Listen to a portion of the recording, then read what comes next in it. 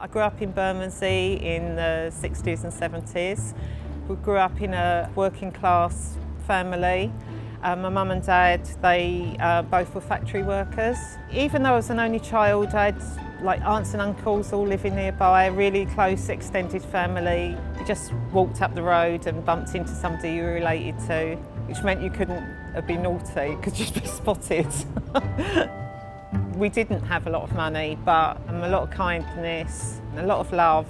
My parents were just really caring people, and for them I think love was something you do, rather than you say. Especially my dad. The first time I started a job, he went with me, and everyone in my family's got a similar story. Sometimes we didn't know where he'd got to. He'd pop out for a pint of milk and kind of go missing for a little while, and then he'd come back and say he'd helped someone.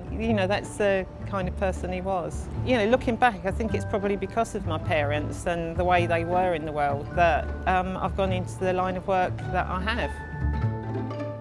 For 25 years I worked for Citizens Advice. I started off as a volunteer and worked my way up, and eventually I was CEO of an advice centre. Now I'm self-employed. One of the organisations I work for is a charity called the Young Women's Trust, and it provides telephone coaching for women around employability.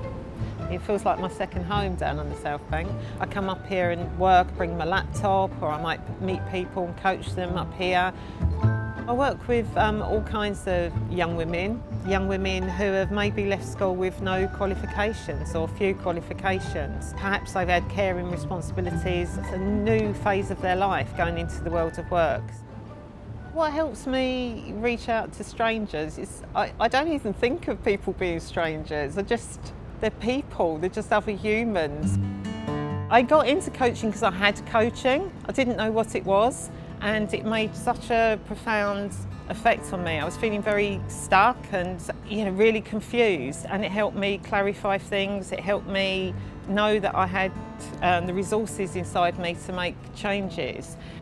I've had a very difficult time in my life. I lost my mum and my two best friends within weeks of each other. It was really traumatic for me, and it took me a long time to get over that. Now I just feel like, I've done the healing, and I just want to look forward to the future.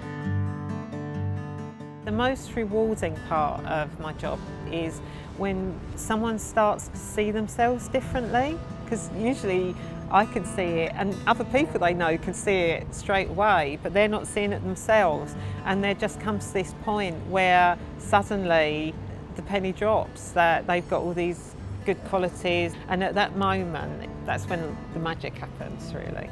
It's wonderful. Yeah, it makes me very happy. Click the videos to watch more Londoners, and don't forget to subscribe.